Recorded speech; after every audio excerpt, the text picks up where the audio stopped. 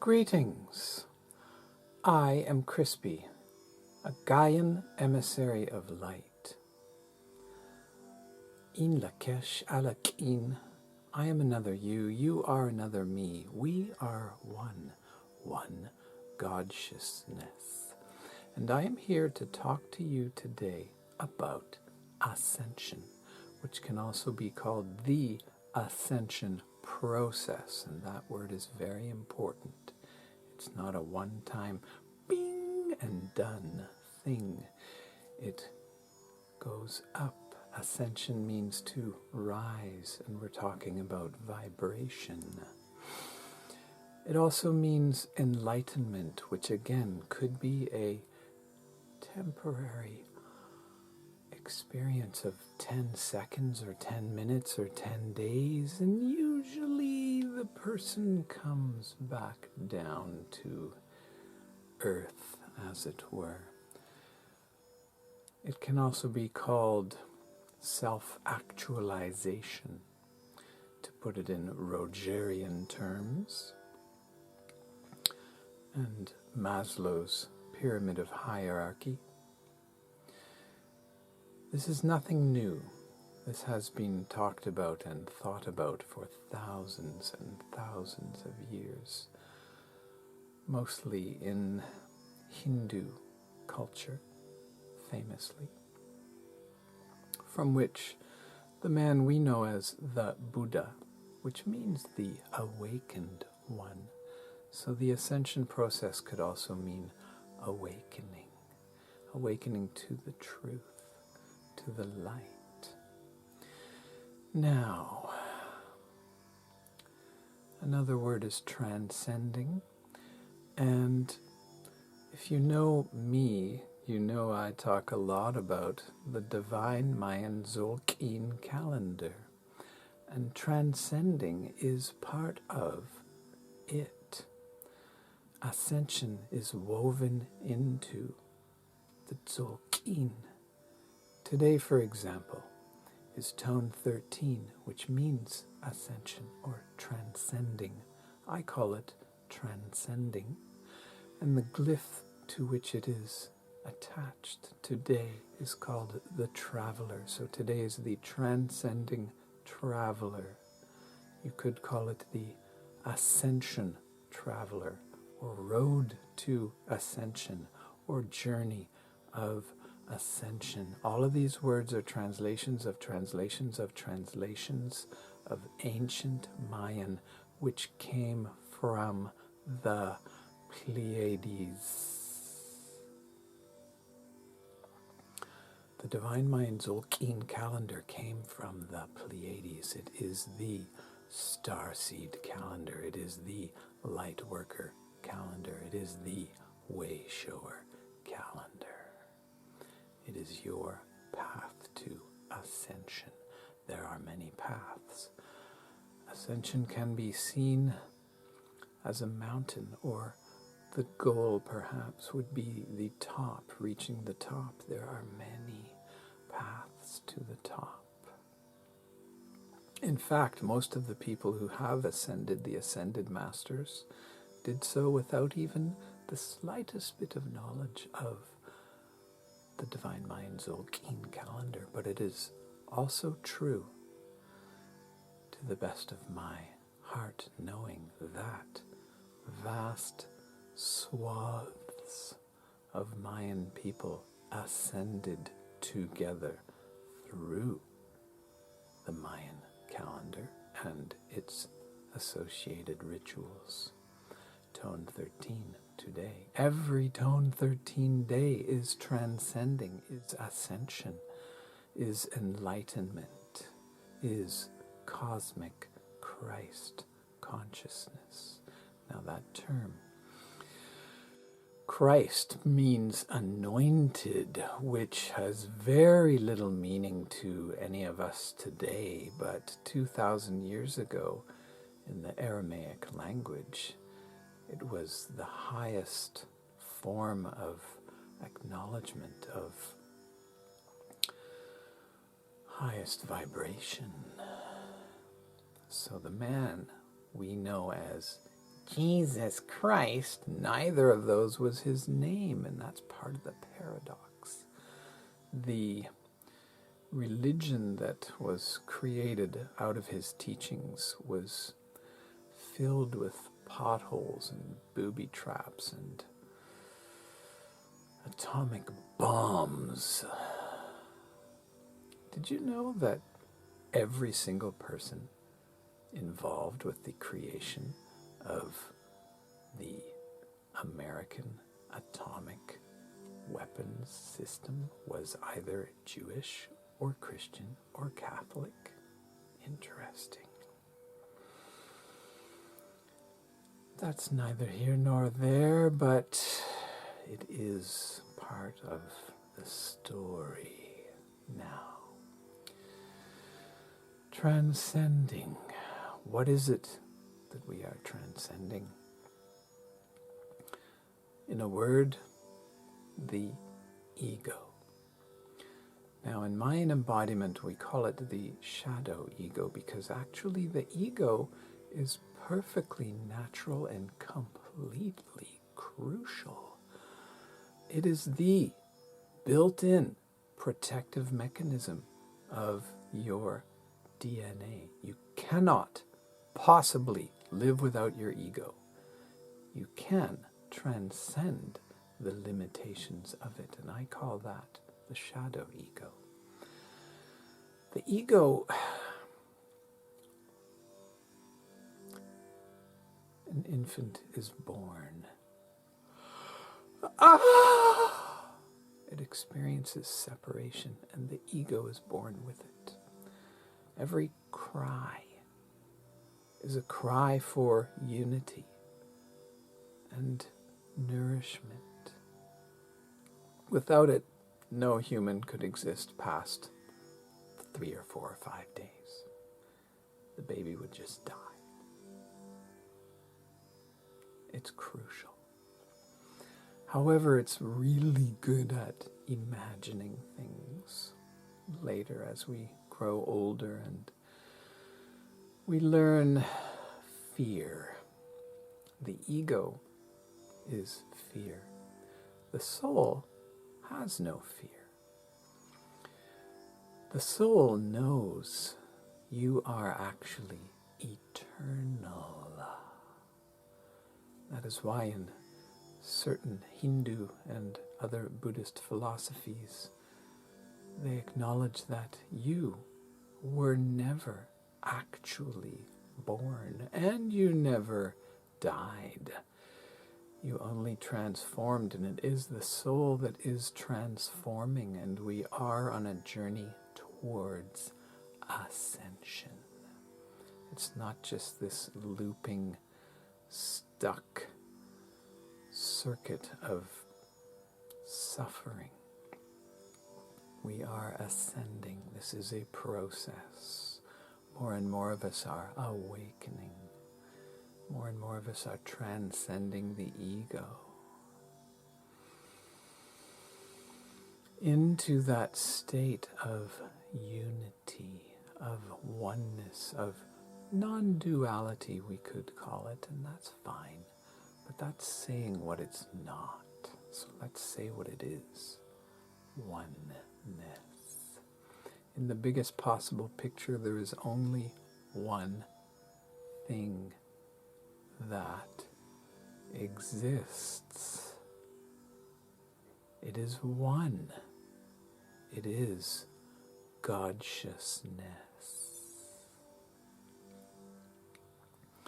Quantum physicists have acknowledged that consciousness preceded the physical universe. There was only God-sciousness with no physicality for quite some time. Time is an illusion. Once we get beyond the 3rd dimension, here in 3D, it makes a lot of sense. And of course, we know the sun rises every day and sets every night, and rises every day and sets every night. So there is definite time in one way to consider it. But that is the physical ego 3D version. And it's fine. We need our calendars. Some of them, like the main one we're all using right now, is really disjointed and kajumbled and confusing. Lunar calendars are much more harmonious. The Mayan calendar is, as you probably know, based on DNA, and it also perfectly maps the cosmos. Your cosmic DNA is what we are activating here, my friends. And I do suggest that you activate it. You have lived in countless other bodies on countless other planets. We are here now, and that is perfect. We chose to be here. And one of the biggest traps of the ego, or the shadow ego, is the lack of choice, that we are forced to be here as some kind of victim of circumstance. And in all reality and truth, there is no such thing as victim. It is a non-reality. It is a perspective of the ego that loves to be the victim and to victimize. Both of those are two sides of the same coin, and they cannot be separated. The ego also loves to judge and to be judged. Both of those are an illusion that was woven into the big C church. God-sciousness cannot possibly judge.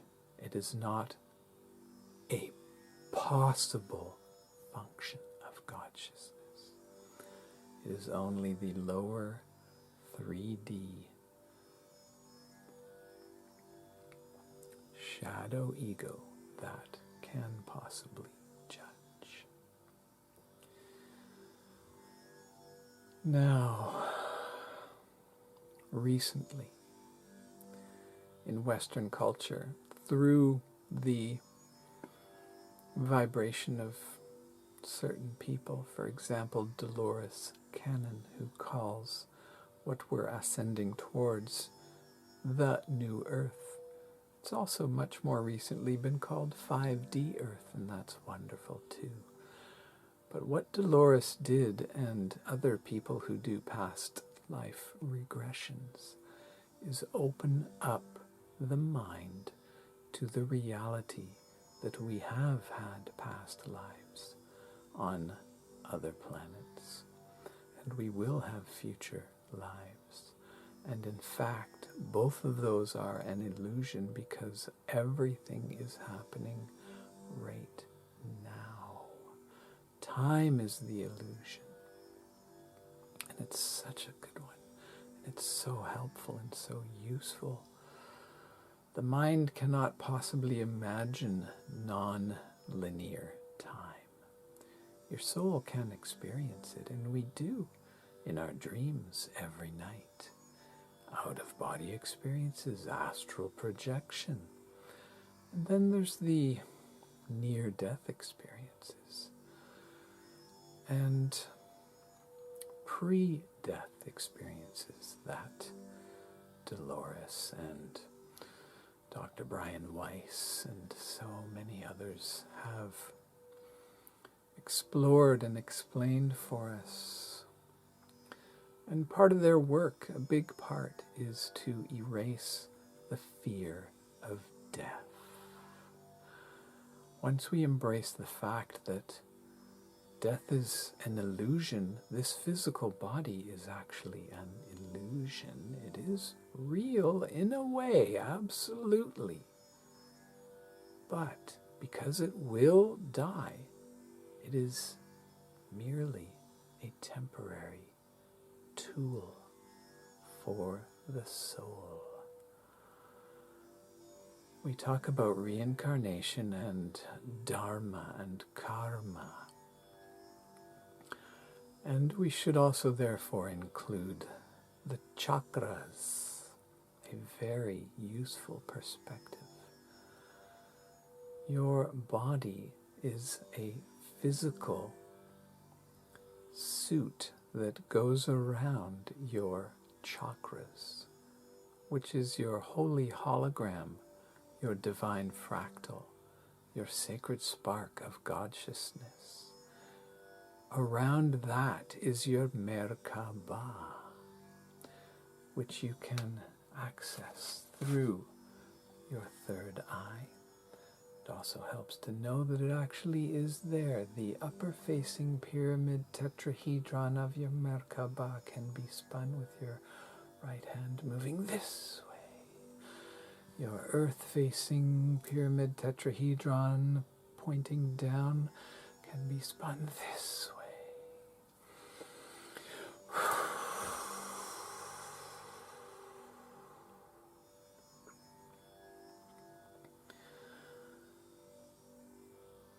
No possible harm can ever be done to you in physical, spiritual, emotional, or psychological ways inside your Merkaba. Your chakras protect you from all physical, spiritual, emotional, and mental harm. You are totally safe from all physical, spiritual, emotional, and mental harm inside your human body. You can never actually be physically, spiritually, emotionally, or mentally harmed in any way. You can never actually do any physical, spiritual, or emotional harm to any being. All harm and all trauma is an illusion. It is helpful because all trauma is a gateway to ascension, because we only need to forgive in order to ascend. Unconditional forgiveness is ascension. Unconditional love is ascension. You cannot have unconditional love without unconditional forgiveness, and both of those are supported and held into place by unconditional trust. God-sciousness is the divinity trinity of unconditional trust, unconditional forgiveness, and unconditional love. God-sciousness loves all of God-sciousness. All physical and all non-physical realities is one thing, and it is love. It is the vibration of love, and we are experimenting here with physicality, and we are experimenting with darkness, and we are experimenting with what we can call evil, but in fact there is no such thing as evil. It is an illusion. We created it to play with. This realm, this 3D earth here, is based in duality of dark and light, but neither is good and neither is bad. It is an illusion that darkness is evil Quantum physicists have given us the concept of the quantum holographic universe, and that means that everything is one, and every single solitary place in the omniverse, the metaverse, the universe is connected to every other place. Everywhere reflects everything. As above, so below, as within, so without, as in me, so in you. And this includes every being in the universe, metaverse, and omniverse, physical and non-physical. We are one. Now we have created, because of free will and because of the infinite choice that God-sciousness actually is, we have created the concept, the illusion of evil. It even hurts for me to say that word because it is so false. Fear, false evidence appearing real. There is no such thing as evil because of quantum holographic perspective. Either every single atom, molecule, proton, wavicle is evil, or nothing is. There is no such thing as evil. We are God-sciousness. We are one. Certain philosophies help. Non-duality, oneness, unity consciousness. The law of one is helpful, yes. It teaches that all we need to be is 51% good, or in service to other, which means in the service of the soul. Service to self means service to ego, okay? Service to the shadow, the illusion of separation. There is no separation. We are one.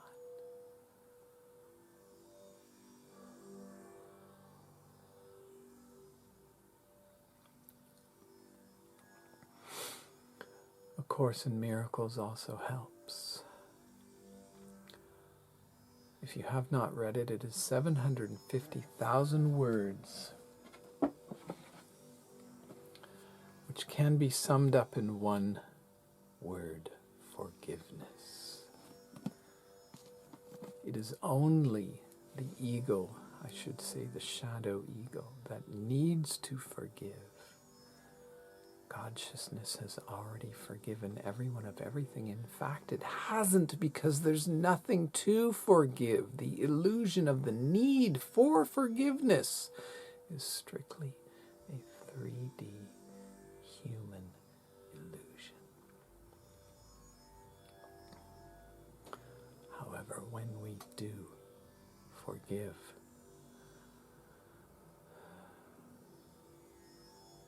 the feeling is heavenly. We've been told so many lies, and that's okay. It's part of the process of ascension to overcome those lies, to see them, and to transcend them. All of those wars, those holy wars, no such thing has ever happened. There has never been a holy war. God-sciousness would never divide and conquer through war.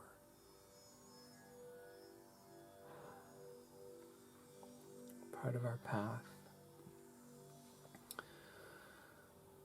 requires meditation. You need to meditate. I would say daily, I do.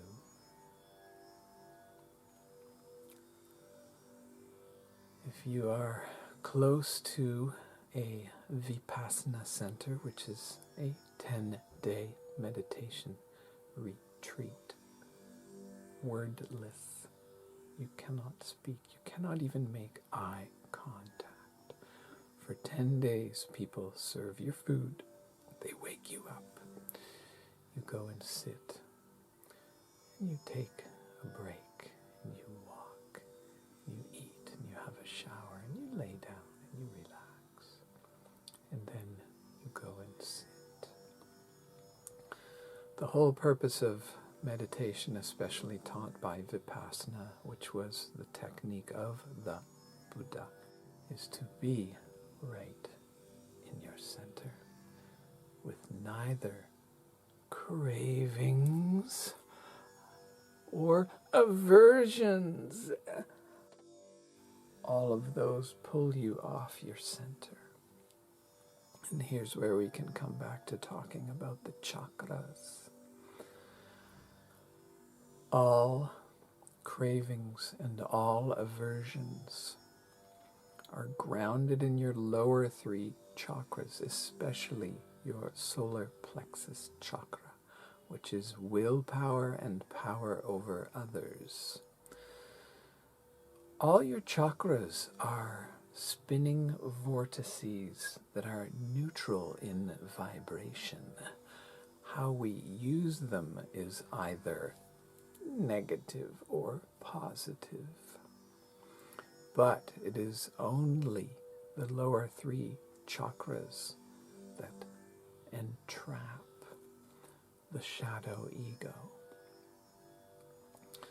The ego hates to love, and the ego loves to hate, and in fact, the ego cannot experience love. Love terrifies the ego. Love, as you know, is your 4th chakra, the heart chakra. The ego, shadow ego, cannot even experience the 4th chakra. That's why all those relationships break up. Because the ego runs away. So it is through embracing karma and the chakras that your journey to ascension will be greatly enhanced. Karma is your actions and reactions to others. All negative karma is created in the lower 3 chakras. As soon as you get to the 4th chakra, which is unconditional love, you also experience unconditional forgiveness and unconditional trust that everything is perfect. All of this, by the way, is woven into Mayan Embodiment Astrology. It was put here through me to help with the Ascension process.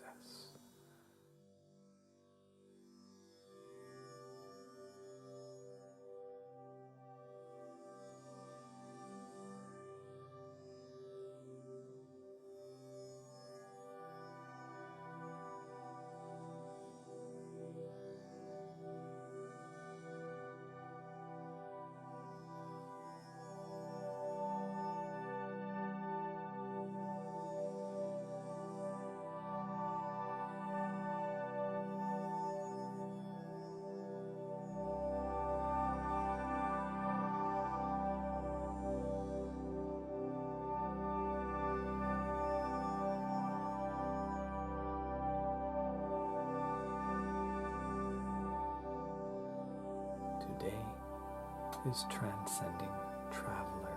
We are all transcending travelers. Een Lak'esh, I am another you. You are another me. We are one God-sciousness. Namaste.